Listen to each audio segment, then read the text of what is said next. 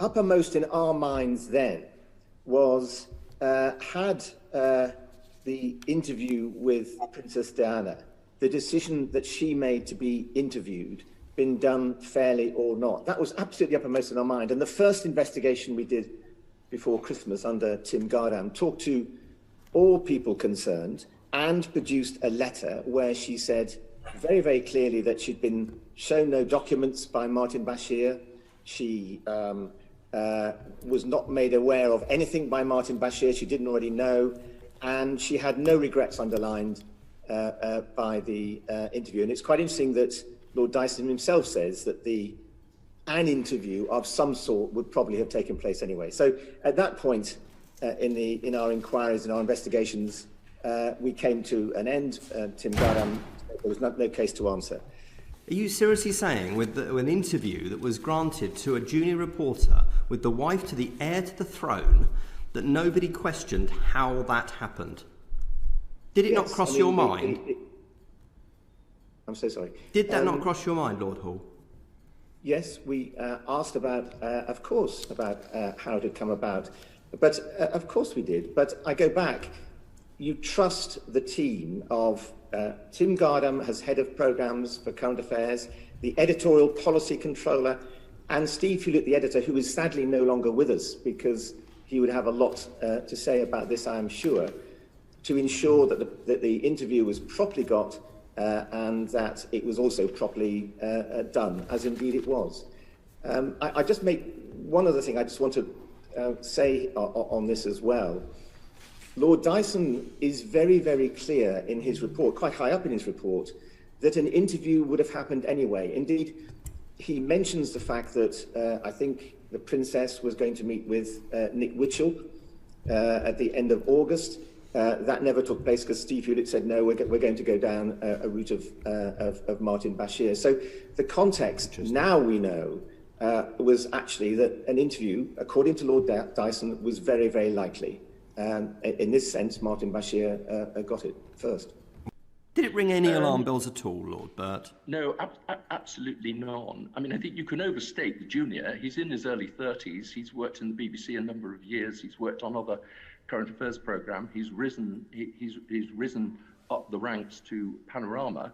What I did understand and is embedded in my memory is that he didn't. I mean, I think he probably did set out to get an interview with Princess Diana, but that's not the story that was being told.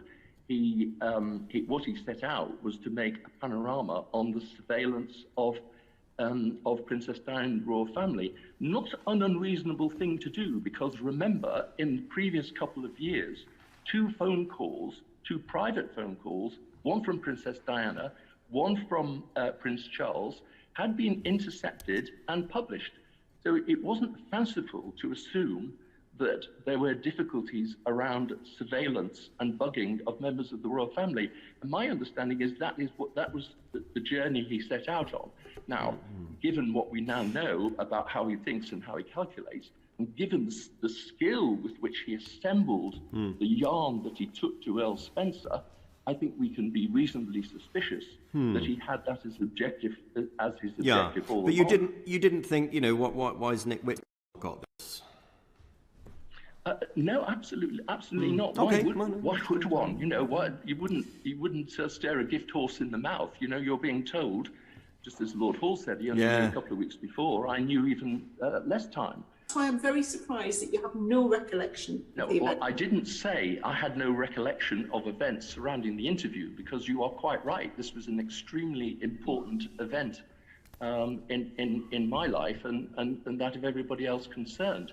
And I have a reasonable recollection of those things where I myself was, so to speak, in the lead. And for instance, in discussion of the interview itself, whether I led the discussion about whether it was legitimate to do it, and if we did do it, what was reasonable to ask Princess Diana and what we shouldn't ask Princess Diana.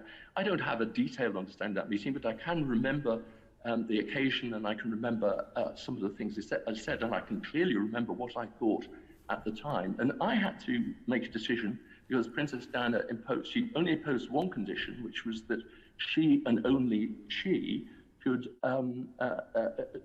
should inform the Queen when the interview was done. And I had to think about that and agree.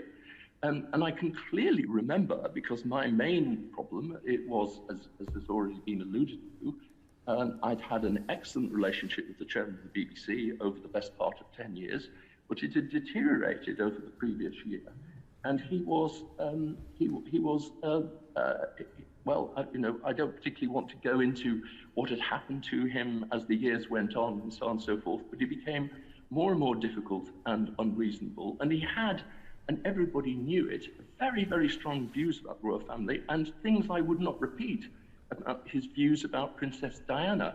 So I had to, the hardest thing for me, and which I clearly remember, was having to decide what to do about that. And in the end, I decided he would be told essentially 7 days before transmission, but not before the interview, because I judged that if he were told, he would frustrate it, and that would have been wrong for the BBC. That was a very difficult decision for me, and in making it, one that I said to my wife at the time, I expected that I would lose my job on the back of it, but I thought it was the right decision. And I can remember clearly the events that followed that, because he made a great fuss at the board, and I had further meetings with members of the board, and in the end, they supported me. Well, he's talking at the end there about the chairman, Marmaduke Hussey, who was married to the one of the Queen's chief ladies in waiting, and they had to be quite careful that the palace didn't get wind of this interview before it had actually been broadcast. So, which is, I mean, it's quite an important job to do as a journalist, is to make sure that, you know, because of the content of an interview, your managers do not have the ability to compromise what you're up to. Now, I don't think there'd be any chance whatsoever of this sort of thing going out today, which is a very sad thing for me as a former BBC journalist myself. And I can also tell you that back in around about, I think it would be 1996, I was at a meeting, it was a sort of little conference with Sian Kevill, the Newsnight editor, and some other BBC executives up at the Director General Suite in Broadcasting House, chatting with Richard Eyre and saying he was the head of news, I think, at the time, and saying to him, look, you know, the BBC seems to be losing its teeth. And he said, yeah, what about the Diana interview? See, we didn't lose our teeth then. I did have to sort of say, well, yeah, okay, fair enough, that was very good. Anyway, the point being, Ian, that this is now banned. The BBC are no longer allowed to show it under false pretences. Effectively, what we've heard in court is simply not the case. That all this stuff to do with Lord Spencer and Tiggy Legge-Bourke had actually nothing to do with saying that Diana was tricked into doing this interview, by nefarious means by the BBC. No, she did it quite willingly, and that seems to be pretty obvious, doesn't it? Not having followed this to the extent I think you have, I'm going to sit back and just watch what I think is an embarrassing exercise of the BBC in destroying one of its own great reporters. But the BBC has a lot of things to answer for. Before we hear from Martin, let's also hear a little bit from the Royal Marine who was spying on Diana. So he might have been one of the people that Martin Bashir would have been spying on himself and filming, in the run up to her death. That is 3 years after that interview was filmed. Well, personally, I don't think that it's affecting the lads at all. They're very mature, they're well trained. The father's really done a good job in sorting them out. And whatever their mother does is immaterial. But they're well ahead of the time. Of course they are. They're well trained in what they are. They're well trained for what they are. It makes no difference to them. They're mature at their age. They're well aware of their... You've had experience of them. You've been... Hang on, don't forget, I know more about these kids than Diana than any of you. How? Because I was a bloke that spied on her. I was the one who was watching her, catching her out, doing things with Hewitt. Who for? No comment. What do you mean, no comment?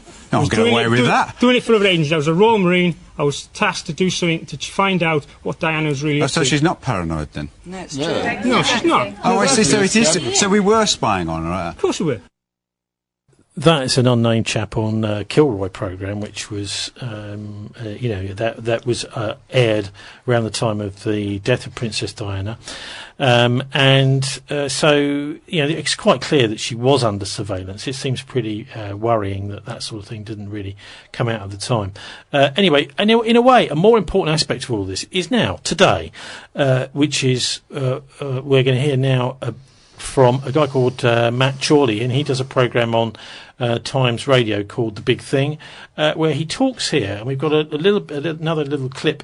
The last one on Diana you'll be pleased to hear, maybe. Well, it's not on Diana. This one's on Prince Charles, and the fact that we've now got suitcases full of cash coming into the country in order to fund Prince Charles's mansion, where is his little hideaway mansion, Argyle House, up in Scotland, and the Scottish police, investigating 2 of his charitable trusts up there. He doesn't respect the constitutional convention, whereby even if he happens to have opinions, he doesn't act on them. I think this is probably the problem at the heart of it.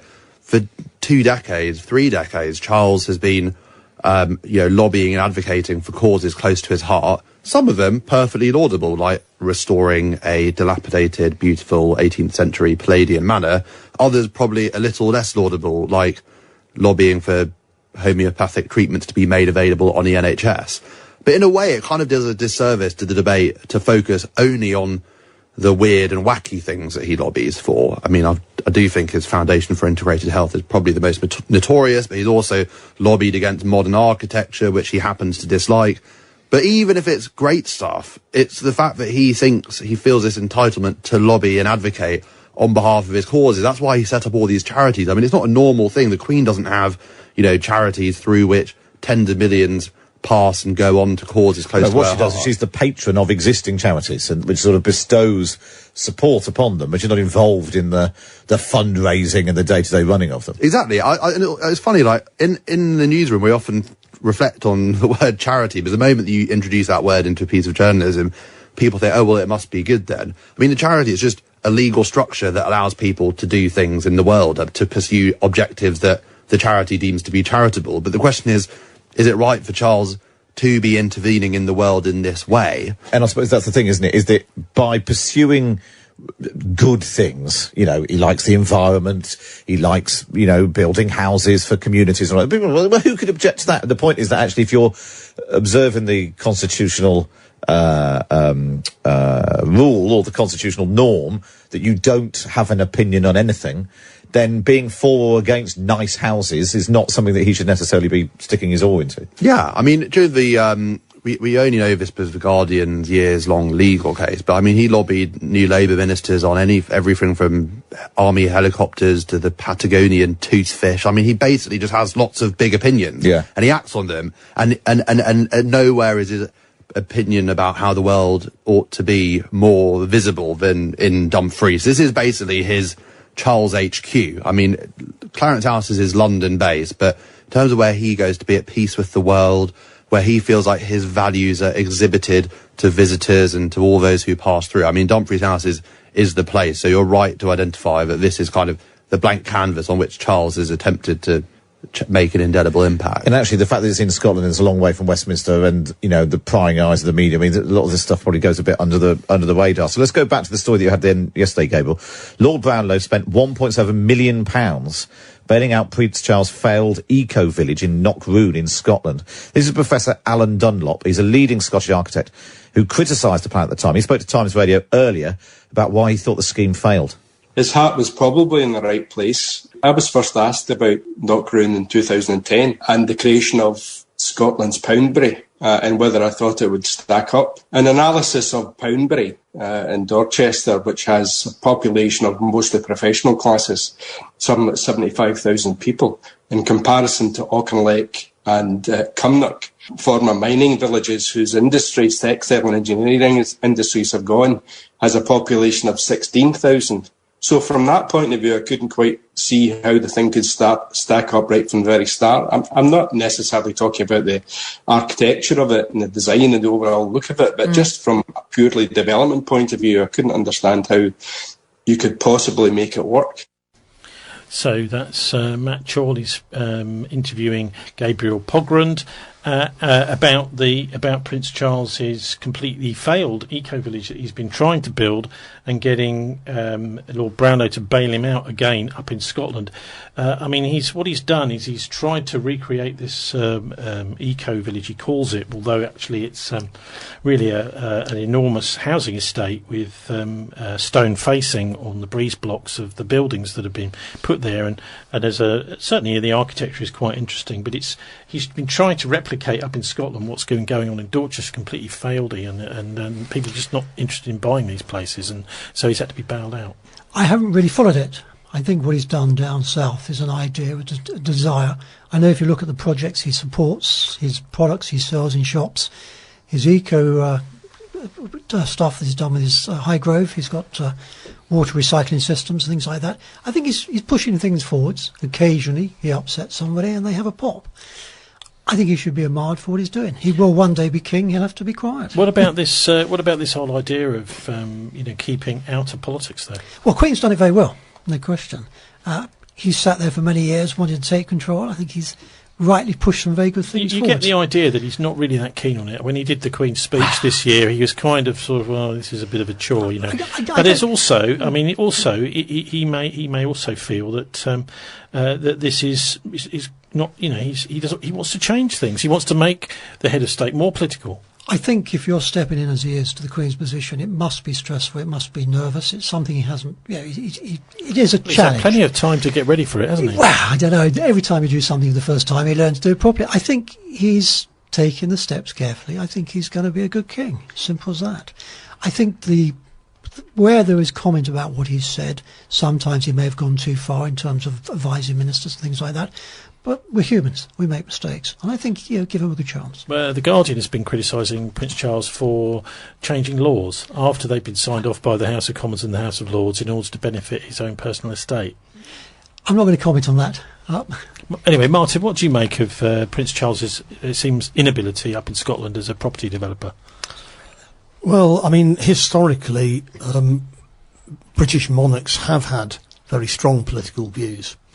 And it's been a gradual process whereby they've been reduced to a more ceremonial role. But of course, we're not there yet. It's a question of how public those views are, though, isn't it? I mean, obviously they will have views. Well, but I would take the view that he's entitled to his views as long as they don't matter.